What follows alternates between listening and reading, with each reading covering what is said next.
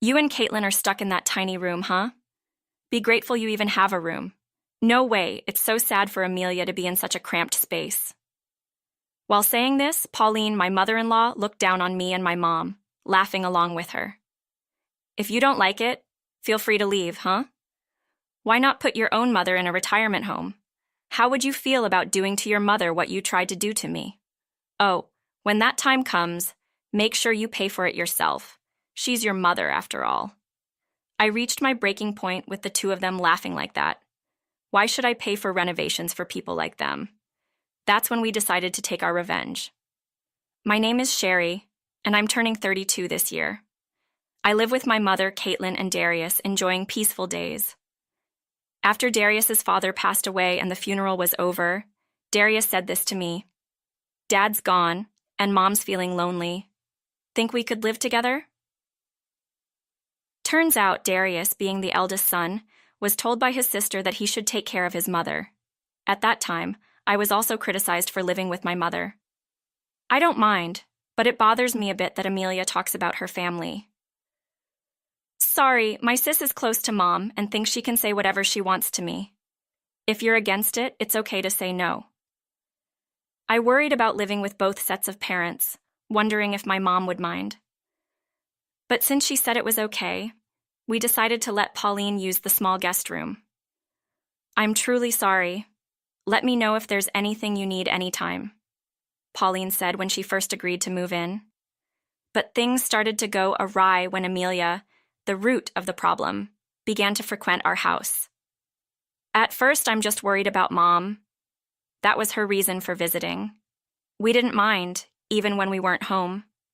Mom was there. But Amelia, for some reason, started making snide remarks to Mom. Seems she doesn't like that I'm home all day without working. Yeah, and she's here so often, even stays for dinner. Can you believe it, Caitlin? I'm sorry about this. I'll talk to her too, Darius said, despite not being at fault. Darius felt the need to apologize after hearing about the situation from Mom. I was a bit dismayed at Amelia for not realizing how her behavior made her brother uncomfortable. Not long after this conversation, Amelia took an unbelievable step. I'm going to live here with Mom too, she declared. What? Can you not decide that on your own, please? One day, Amelia arrived as usual, this time with a large suitcase and bags in tow. Without our permission, she laughed as if it was a matter of course and declared her intention. We were shocked, and I hurriedly stopped her from bringing the dirty suitcase into the room. What's your problem? Don't interfere. Please don't bring that dirty bag into the room. Dirty? What's wrong with putting my stuff in Mom's room, her own daughter's things? First of all, Pauline is just a guest here, right? It's our room that we're lending. Could you not just make it your own? Look who's talking. Isn't your mother basically in the same boat? She yelled, and then shoved past me into the room. While cleaning the dirty hallway, I couldn't help but shake my head at Amelia's reasoning. How can Amelia speak like that? Did she not realize this is my house? She forgets what's inconvenient for her. I'm sorry. I'll explain it to her again and tell her to leave, Darius said. Since Amelia started coming over, Darius had been constantly stressed. I had a talk with Darius about the household situation. Amelia, who had barged in, ignored it and grew even more agitated. Originally, Pauline was contributing to living expenses from her pension, but then Amelia started complaining. You don't even take proper care of Mom, and yet you have the nerve to take money. This made Pauline hesitant to contribute, even when we explained that the living expenses were fair for utilities and food. Charging for meals that aren't even that tasty, she mocked and laughed. When we suggested not providing meals, Amelia somehow twisted it into accusing Darius of mistreatment. It's because you're so meek that Sherry gets away with things, making life difficult for us. What Sherry is saying is just common sense, sis. You're being too presumptuous. I'm looking after Mom because you're pathetic. Instead of lecturing me, you should be grateful. On top of that, Amelia had moved in without asking, not contributing to living expenses or helping with household chores. With no income of her own, she took money from Pauline and went out at her leisure. At dinner, when she returned, she demanded from me, Amelia, could you please help out around the house a bit? Oh, there she goes, the bossy sister-in-law being annoying again. Amelia is a parasite. She doesn't work, doesn't pay for living expenses, and it's problematic having her here. I'm here to take care of Mom. With a sister-in-law like you, who knows? Mom might be bullied behind the scenes. Amelia never listened to anything I said. Whatever I mentioned, I'm taking care of Mom. That was her vague excuse, despite the fact that Mom and I were the ones preparing meals and cleaning, even for Pauline's room. But even such a simple action, that's the wife's job, as expected, seemed to be dismissed with a nonchalant attitude, as if to say it was no big deal. Her unemployment only worsened with her spitefulness, and she even teamed up with Pauline. Pauline, who was always kind before, started to become bolder and more contrary in her presence, complaining about various things.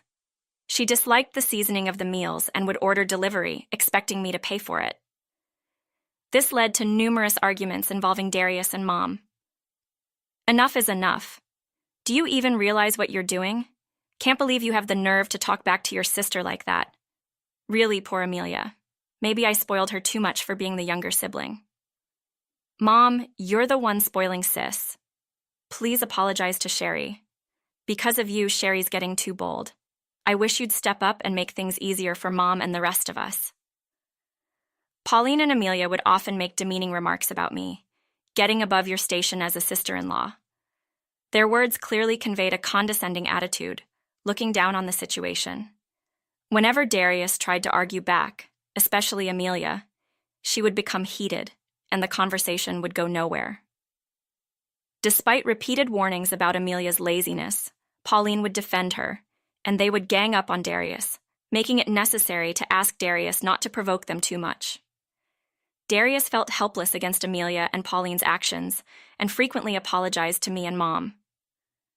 I regret not ignoring Sis's words. I should have never offered to take care of Mom. Well, you would have been nagged about it forever anyway, so it's fine. But I really can't stand how they're taking advantage of us, Caitlin. I'm truly sorry. I'll convince Mom to go to a retirement home or something. I'll persuade her. But would those two even listen to you? Hearing this, Darius looked down, despondent. I knew it was tough to leave it all to Darius, especially seeing the tyranny of those two. While I was pondering over what to do, Amelia suddenly did something unbelievable. Sherry, I'm really sorry for everything. Excuse me? It was more like they initiated the conversation rather than just letting it happen. It was like she suddenly started apologizing to us one day. We were so surprised, we just looked at each other. What's going on? Nothing special, just wanted to apologize for the past. I see. You don't trust me, I know. That's why I've brought a proposal to show my sincerity. A proposal? Yes, how about we renovate this house for your mother? Amelia kept talking, leaving us confused. She mentioned knowing an architect who could give us a good deal on the renovation estimates. I was skeptical, given Amelia's untrustworthiness. No, really, Sherry, I'm truly remorseful. Are you? That's why I brought this proposal. Even so, Amelia had already consulted about remodeling our house and brought blueprints. I was suspicious about how and when she had measured our house's layout, but I decided to look at the blueprints anyway. What do you think? Not bad, right? Indeed, it's appreciated that the layout could accommodate Mom's mobility issues, but... Right, I've been thinking, this house is so old it seems like it could make someone sick. But looking at this layout, I don't see a room for Pauline. That's fine. Mom says she'll go to a retirement home. What? I was shocked. Pauline, who had furiously argued with Darius, saying it's cruel to push her into a retirement home, I couldn't believe she would agree to such a thing. When I called Pauline to join the conversation, she indeed nodded in agreement with Amelia. Seeing Pauline's humble demeanor, so unlike when she first arrived, Mom and I exchanged puzzled glances. If Pauline is going to a facility, how will the expenses be managed? Well, I'll work and figure it out. You're going to work, Amelia? Given the circumstances, I can't exactly ask for money. I was prepared for Amelia to demand money considering her past behavior of disrespecting us. Hearing her say something so responsible was almost like a dream. I need to find a job, so I'll need you to look after things until the renovation is done. That's okay, right? Well, I guess that's fine. Also, about the renovation costs, we can't afford it, so it's okay to ask you, right? It's about our home, so that's all right? Great. I was relieved to hear that you had been saving up. Who told you that? Oh, I heard it from Darius. Throughout, I was suspicious there might be an ulterior motive. However, the blueprint Amelia showed was indeed beneficial for Mom's needs.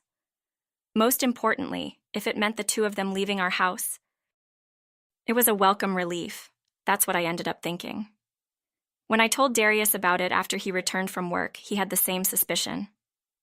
Doesn't it sound suspicious? When asked if Amelia had told him about my savings for the renovation, he quickly denied it. Did she sneak a look at your bank statements? I can't believe she would do that. At least I hope not. There were plenty of reasons to be suspicious. Now that I think about it, Mom and I discussed and eventually agreed that the renovation itself was a good idea. During the renovation period, Amelia claimed she was job hunting and seemed to be going out regularly. I can't find a job that suits me, she would report to Mom. When you hear that so many times, it almost sounds like she's just pretending to look for work, and Mom was laughing about it. Mom was skeptical, noting that despite saying she was going to the nearby job center, Amelia always returned home late. Darius, unconvinced, bitterly remarked, "She's just taking money from Mom and going out." And Mom was laughing about it. I have to consider Mom's expenses too. I can't just take any job. By the way, we have decided where Mom will go for her retirement home. We still have time during the renovation, so it doesn't matter yet. We should decide soon for the admission process and other arrangements. Why did Sherry ask you to check where she goes? It's none of your business. Even as the renovation neared completion, there was no word on Amelia's job or Pauline's facility. I was worried, as Darius mentioned, but when I asked, she just evaded. Don't worry about it. It'll be nice not to have a bothersome mother-in-law around. In hindsight, I should have pushed harder for answers. As the renovation was about to finish, their attitudes suddenly changed. The large accessible room intended for Mom was now for Pauline, and another room was claimed by Amelia. Finally, I was so tired of being considerate toward Sherry. What are you saying? You've been deceiving us all along. Saying I'm deceiving you sounds so malicious. Didn't I always say putting Mom in a facility would be cruel? Have you forgotten? But you agreed to leave our house after the renovation, right? Are you seriously trying to kick out Darius's family? Are you that terrible a wife, only caring about your own mother? People like you, I don't care about at all. Get out now. How can you talk like that to your own family? This is what happens when you marry someone like her. You just get worse. After enduring so much from those two brazen people, their true nature isn't going to change so easily. Knowing all this, yet still hoping things would work out smoothly, was foolish of me. They pointed at the blueprint and mocked me. You and Caitlin can have the tiny storage room. Be thankful you even have a room. Oh, come on, Amelia, that's too cruel. Laughter. Even as they said this, Pauline laughed along with them, looking down on me and Mom. If you don't like it, you can leave. Why not put your own mother in a retirement home? How would you feel about doing to your mother what you tried to do to me? Oh, but make sure you pay for it yourself. She's your mother, after all. I reached my breaking point with their laughter. Why should I pay for renovations for such people? It was then, as I trembled with the urge to slap their faces and physically force them out, that before I could react, Darius started to stand up, but Mom quietly stopped him and whispered to me. I looked at her in shock, and she nodded with a smile. Then I turned to them and said, Fine, we'll leave. Sherry, what are you saying? Ignoring a confused Darius, Mom and I got up and went back to our room. Darius followed us, desperate and exhausted, and confronted me. Jerry, what are you thinking? You don't have to listen to them. Then what do you think? Those two will ever leave this house? But still. It's okay, Darius. Leave it to me, Caitlin. Mom said that with a laugh and brought something from a shelf drawer to show Darius. At first, Darius was really surprised, but after Mom and I persuaded him, he finally accepted it. That's how we started our revenge against those two who were so shamelessly taking advantage of someone else's home. As expected, when the renovation was complete, those two had secretly prepared keys to the new house for themselves.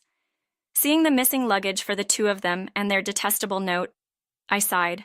It was just like them, using such cowardly tactics. You sure about this, Caitlin? It's fine.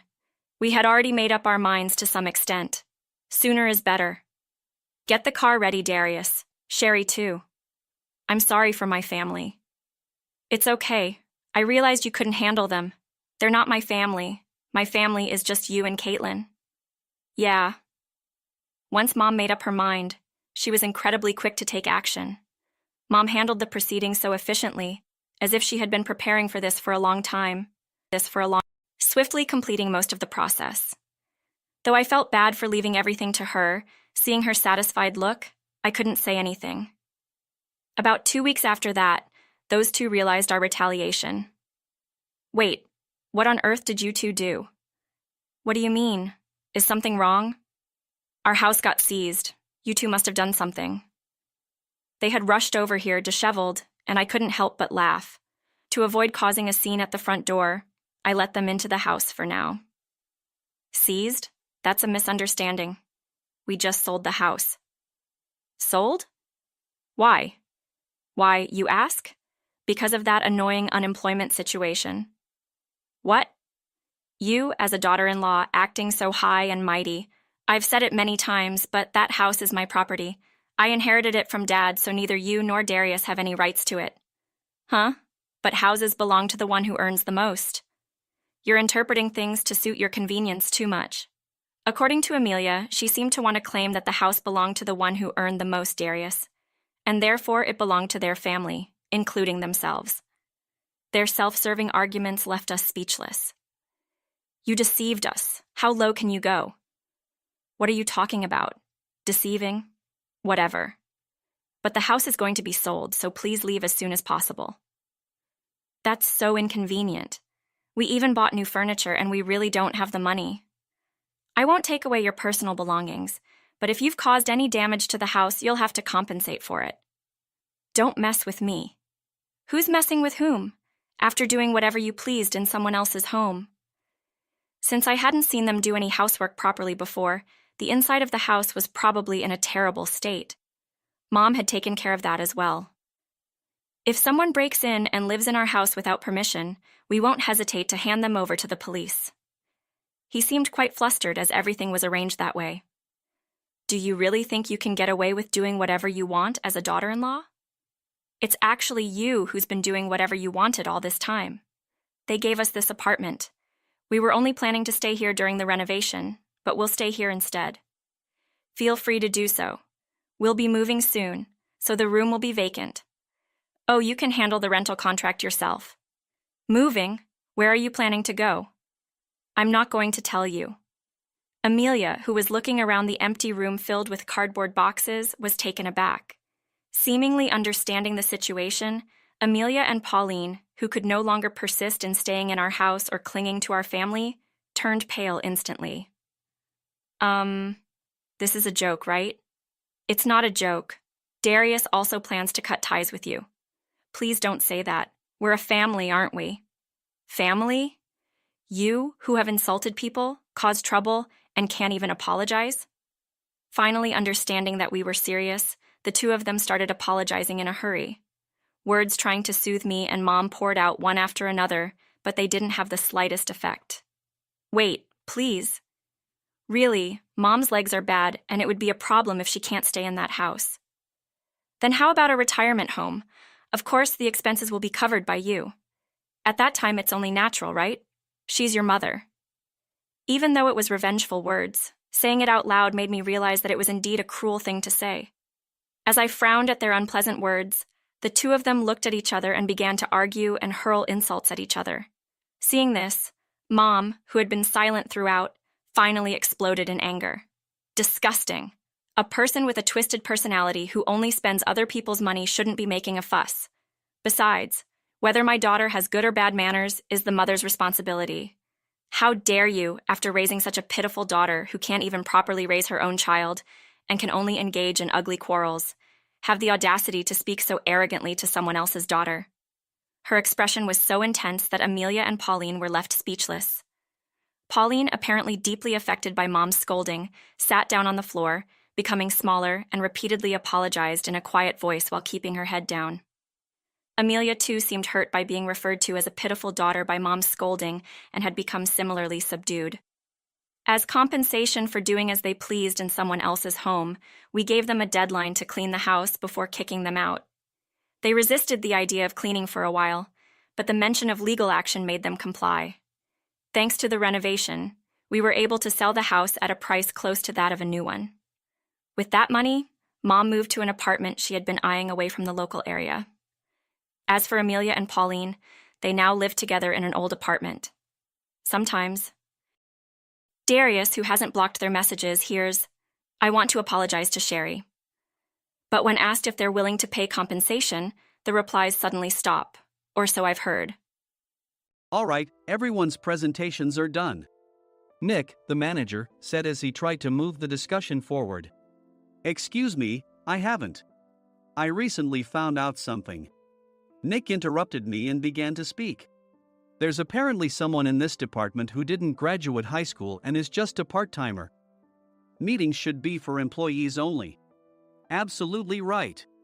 His lackey, Mike, of course, agreed with Nick. I'm leaving. After leaving the meeting room, I started to shut down my computer. I noticed that an email had arrived, not in my personal inbox, but in the company's shared email. Thinking, there's no point in speaking up, no one will listen, I went home quietly. The next day, I heard a commotion from Nick's desk. He was staring at his computer screen, his face pale. Nick? Is something wrong? Mike looked at the screen with him. And he turned even paler than Nick. Why is he so angry? Knowing the reason for Mike's distress, I thought to myself, serves them right. My name is Adam. My mother passed away when I was in the 9th grade, and I was raised by my father. Well, you could hardly call it being raised. After my mother passed, my father changed. He drowned his sorrows in alcohol, and though he still went to work, he squandered our living expenses on horse racing. Because of that, I had to start working part-time as soon as I entered high school.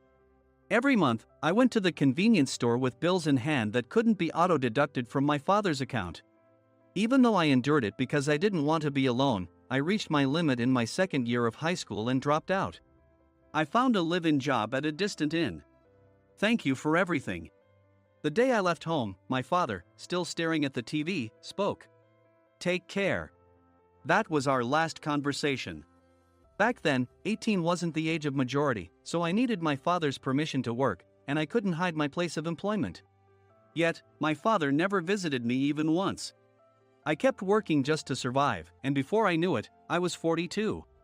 Years of hard work paid off, and I was transferred to the headquarters. I was thrilled to be recognized by the company, as I thought I'd be working in the field until retirement due to my lack of formal education. Listen up. Our work can change the future of our employees. Don't drag us down. On my first day after the transfer, Nick, dressed in an expensive suit, spoke sternly. There was a reason for this. Our inn was located in a prominent tourist destination, known so well that everyone in the state could sing its commercial jingle. At its peak, we had 5 locations within the state. But that was long ago. Due to financial difficulties and aging facilities, only the place where I had worked for many years and the original establishment remained. I was prepared to lose my job anytime, but now there was a glimmer of hope. With the rise of social media, the tourist area where the inn was located started gaining attention again. Depending on how hard the sales department, where I was transferred, worked, we could either thrive or be forced to give up this prime location to the new hotel chains continuously popping up. For Nick, who had switched careers from another industry to strengthen our sales, this was a battle he couldn't afford to lose. I understood why he had to be strict. I will do my best. Nick sneered at my enthusiastic declaration. Did you not hear what I said? I'm sorry. I thought I was listening carefully. Out of habit from years of customer service, I apologized reflexively, though I had no idea what had offended him. Someone was watching me with a smirk. In this department, there are those who are expected to excel and those who have been shoved here because they have nowhere else to go. You are the latter. It was Mike, the section chief. He's 7 years younger, at 35. But he was called to headquarters much earlier than I was and had been moving around within the headquarters ever since. I'm not jealous, but I can't accept that he's my boss. Graduating from a prestigious university, he has an unusually high pride and caused many problems as a newbie, making things very difficult for me when I was the front desk leader. When I found out Mike was transferred to the sales department a month before me, I was disheartened. Mike is right. With just a middle school diploma, there's not much you can do. Don't even think about achieving results. As if I didn't exist, Nick remarked, "I'm thirsty." Mike eagerly ran to the coffee maker. It seems Mike is Nick's lackey. I regretted being happy about my transfer to headquarters, wishing I had stayed on site forever. Send a direct mail to every company on this list by the end of the day. Nick only assigned me tasks that even a new graduate could handle. What? There are over 1,000 companies. You want me to send to all of them by today? Yes, if you and your fellow misfits split the work, even those with nowhere else to go should finish by today. I glanced at the employees typing away expressionlessly. They were worn out from customer service, only thinking about leaving on time, or were women reassigned after having children, with zero motivation for work. Even Sam, a new graduate from the same university as Mike, who was supposed to be among the expected achievers, had no enthusiasm for the job, having joined the company wanting to do customer service. "I don't care what they say, I plan to quit anytime," he said. Only Nick and Mike were highly motivated, making all the decisions between the two of them. I originally only wanted to work at the inn to survive and had no particular attachment to this job.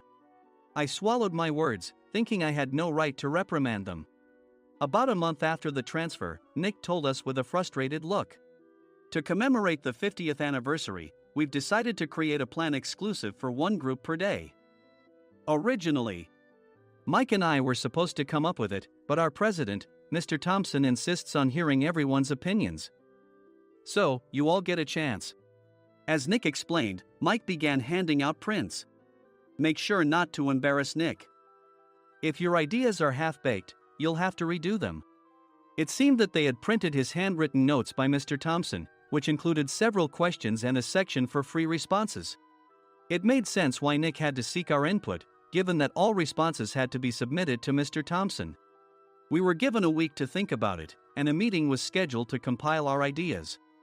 My plan is to let guests enjoy both the old and modern America.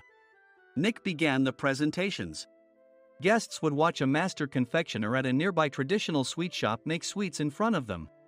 The welcome drink would be premium tea in a bottle. Nick's plan was certainly attractive. After his presentation, Nick called on us to present in the order we were seated. Just as I stood up for my turn. "All right, everyone's presentations are done." "Excuse me, I haven't. I recently found out something." Nick interrupted me. "There's someone in this department who didn't graduate high school and is just a part-timer." He was likely talking about me. I joined the company as a part-timer and was made a full-time employee when I turned 20. That was 20 years ago, so Nick and Mike probably had no chance to know until recently. Meetings should be for employees only. Absolutely right. After that, Nick kept creating opportunities to solicit everyone's opinions, purposefully excluding me from speaking. The meeting unexpectedly heated up and went past the scheduled end time.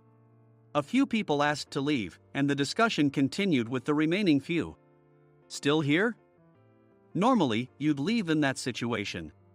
Though I had no attachment to the job initially, hearing kind words from customers made me want to make them happier. For someone like me, with nowhere to go, the inn was my home and customer service was my life.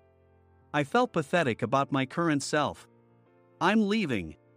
I left the conference room and started shutting down my computer. I noticed an email had arrived, not in my personal inbox, but in the company's shared email. Thinking no one would listen to what I had to say anyway, I quietly went home. The next day, while preparing the DM as instructed, I heard a commotion from Nick's desk. In his haste to stand up, he hit his knee on the desk. He stared at his computer screen, his face pale. "Nick, what's wrong?" Mike, thinking he should be the first to rush over, approached Nick while still wearing his coat. He peered at the screen with Nick. And he turned even paler than Nick. Why is he so angry? Who is responsible for this company? Nick, more irritated than ever, asked, and Mike answered without checking. Probably Sam. Sam wasn't there because he was attending a morning training session for new hires. Nick gave up on getting angry and returned his gaze to the screen. They were looking at an email that arrived right after the end of the working day yesterday. Apparently, no one, including me, had checked it before leaving. The email was from a large company that used us for their annual employee trips. The president and executives of that company also frequently used our services personally. President of the company, Mr. Mason himself, had declared that neither he nor his company would ever use our services again. Well, some companies cancel their employee trips or stop using our services due to financial struggles. Let's just move on. Mike kept wiping the sweat from his forehead with a handkerchief. Knowing why Mike was so agitated, I quietly watched their interaction. Do you know how much revenue we get from that company? We can find other guests to fill the rooms, but we'll lose the banquet costs, gift shop revenue, rental car fees, and more. Moreover, the gifts were supposed to be prepared by the traditional confectionery shop involved in Nick's proposed plan. If it's known that we incurred such a huge loss at this critical time, Nick's position in the company would be jeopardized. Nick took a deep breath, seemingly trying to calm himself. All right, Mike. Go to New York right now and apologize to Mr. Mason. What? You're coming with me, right? I have urgent work to do. I trust you, which is why I'm entrusting this to you. Please. Mike, believing Nick's sincerity, agreed with a determined look on his face, saying, yes. That's Nick for you. Even if Mike went to apologize, Nick would shift all the blame onto him if the client didn't change their mind. Well, it was Mike's fault to begin with, so it served him right. About 3 hours later, Sam answered a call from somewhere and repeatedly apologized, saying, I'm very sorry. Everyone watched to see what was happening. After ending the call, he informed Nick with a weary tone. When Mike arrived at the client's company, he only made things worse, further infuriating Mr. Mason. He was demanding, get his boss here immediately. It was no wonder Sam was exhausted, dealing with such a call right after returning from training. What is that idiot doing? All right, Adam, you're coming with me. If sacrificing Mike didn't work, then I must be next. Normally, I'd want to refuse at all costs, but I saw an opportunity in this situation. If I can be of assistance, I'd be happy to join you. I immediately followed Nick, and we flew to New York. When we introduced ourselves at the reception, it became clear how serious the situation was, as the receptionist personally escorted us to the president's office. Angry voices leaked through the door, making both Nick and me uneasy. Excuse me. I'm Nick, the supervisor. I understand my subordinate has caused you trouble, and I deeply apologize. Nick, with his experience in the corporate world, knew enough to offer an apology before excuses. However, his customer service skills left much to be desired. I sighed as I saw Mike trembling like a small dog in the corner of the room. What kind of training are you giving your subordinates? Mr. Mason glared at Nick with a red face. The intensity of his gaze made even Nick take a step back. Regrettably, I joined this company only 2 years ago and was unaware of Mike's issues. I should have identified his shortcomings sooner. Indeed. I should have realized sooner. No sensible person would come to apologize and then give a lengthy presentation on the drawbacks of not using their in. Nick froze, his mouth slightly open. Suspecting the worst, I picked up the documents that had fallen to the floor. It seemed Mike hastily prepared these documents on the plane, listing the disadvantages. Disadvantage 1: if you change the venue for the company trip, employees might suspect it's for cost-cutting reasons, leading to a negative impression. Reading it aloud half-jokingly, Nick snatched the papers from my hand and checked the contents with a furious expression. Among the stack of documents was a receipt from a nearby convenience store's copy machine. I felt a pang of dread, hoping he hadn't shown the receipt as well. What do you think he said when I asked what kind of nerve he had to do this? I'm very sorry. Faced with the dire situation, Nick must have thought there was nothing left to do but apologize. In a voice smaller than I'd ever heard from him, he uttered words of apology. He said, I'm a Harvard graduate. I don't believe I said anything wrong. Mike. What have you done? Forgetting his plan to pin the blame on Mike, Nick yelled loudly, even in front of Mr. Mason. "I didn't do anything wrong." "You're still saying that? Look at him." Mike pointed at me with a shaking hand. "I was assigned to headquarters in my 20s and now I'm a section chief. This guy only made it to headquarters at 42. Everything I've done proves I was right. So why are we losing the contract?" Having said his piece, Mike collapsed to the floor. "Of course. You were sent there because you had nowhere else to go." Mike never expected to hear such words from someone he looked down upon. He lunged at me, and Nick hurriedly stepped in to stop him. "Mr. Thompson told me Mike is a quick thinker, and to take good care of him." There's no way he was pushed aside. "Don't make things worse here. He didn't say quick thinker, he said only quick-witted, didn't he?" I don't remember that part." I recalled the many troubles Mike caused when he was a newbie. When Mike was on the front line, his pride was so high that he never apologized to customers. Customer service, especially in our job, doesn't work alone. It brings both good and bad situations. If the front staff or housekeepers made mistakes, or the cleaning company didn't properly clean a room, one had to apologize to the customers regardless of personal fault. Mike, in such situations, would never apologize, insisting he wasn't at fault. This often angered customers, and as the front desk leader, I frequently had to apologize on his behalf. He caused complaints and disrupted operations, which is why he was quickly moved to headquarters. In departments where he didn't interact directly with customers, his quick thinking was beneficial and things went well. But it seemed his flaws were starting to show. Corporate reservations are supposed to be entered into the system by the sales representative. But a quick check yesterday revealed that more than 10 items were missing from the client's reservation. The handover document clearly stated what needed to be prepared. Why didn't you enter it into the system? Why do we have to give them special treatment? Filling rooms near the banquet hall, setting up all the food in advance. Specifying the brand of wine, they're too demanding.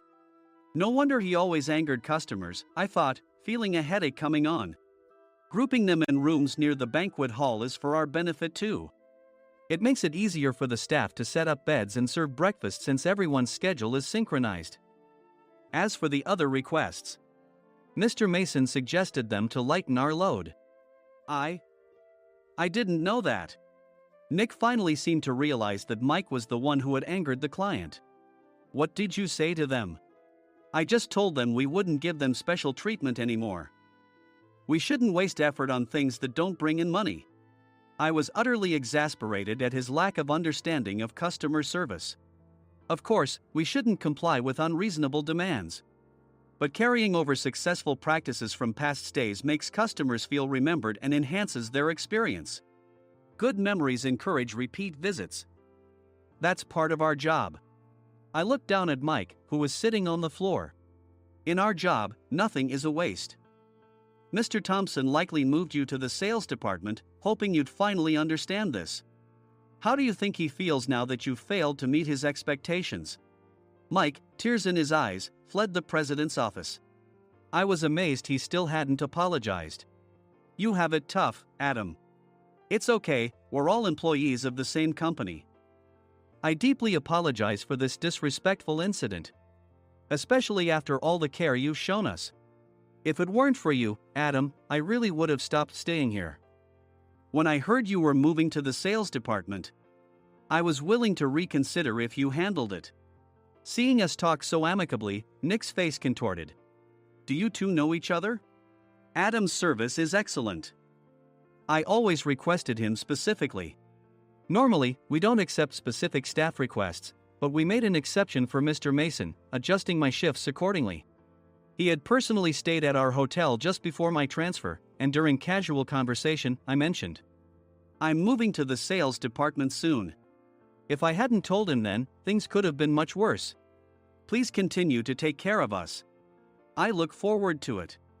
On the return flight, Nick awkwardly offered me a can of beer. It's still working hours. Of course, I had no intention of forgiving him for a single beer. Nick might try to pin everything on Mike and avoid any consequences. While pondering this, a startling fact came to light. Nick, the tea bottles for the plan have arrived. I handed Nick a bottle labeled with our inn's name. They look good. What are you talking about? These are plastic bottles. I had assumed we would use the trendy, high-end bottling tea. But what arrived were ordinary plastic bottles of tea with customized labels. The only unique aspect was the label, which had the inn's name, making it look customized. Upon further investigation, I discovered that a substantial amount of money was set to be paid to the tea company. It was priced like bottling tea. Does this plastic bottle really cost $100 each? The tea inside is specially blended for us. The extra cost is for that. Wouldn't it be better to use another tea company? Or is there a specific reason we must use this one? As Nick continued to make excuses, I showed him a printed email. I informed the tea company's president, Mr. Mitchell, that we discovered irregular payments and he confessed. He said you two were high school classmates and planned to split the extra money. That idiot. Why did he confess? That's not important. You should worry about yourself, this could turn into a police matter. Opening the bottle cap, I suggested. How about calming down with this tea? It supposedly has a relaxing effect. Nick drank the tea frantically. In the following days, decisions were made about their fates. Mike was reassigned to the General Affairs Department, with no chance of transfer or promotion, as per Mr. Thompson's orders. As for Nick, since the payment to the tea company hadn't yet been made, he narrowly avoided legal trouble. Instead, he was encouraged to leave the company, and to avoid further complications, Nick submitted his resignation. Rumor has it that connections between HR departments have made it difficult for him to find new employment. Even though it was good to have those two gone, something unexpected happened in the sales department. Everyone became motivated and united in refining the 50th anniversary plan. In the end, my plan was adopted. We collaborated with the Tourist Information Center to provide personalized guides. The plan, tailored to the number of guests, was truly special for the 50th anniversary. Hey, is Adam's family coming to stay? I immediately booked that special plan for my family. Sam noticed it on the reservation list and quickly picked up on it. Yes, I'm inviting my father. That's great. I might invite my parents too. I lacked the courage to face my father just as Adam. But here, with the confidence Mr. Mason praised, I felt ready. The 50th anniversary plan was a perfect opportunity to reconnect with my father. I hoped to bring back the days when we could laugh together as we once did.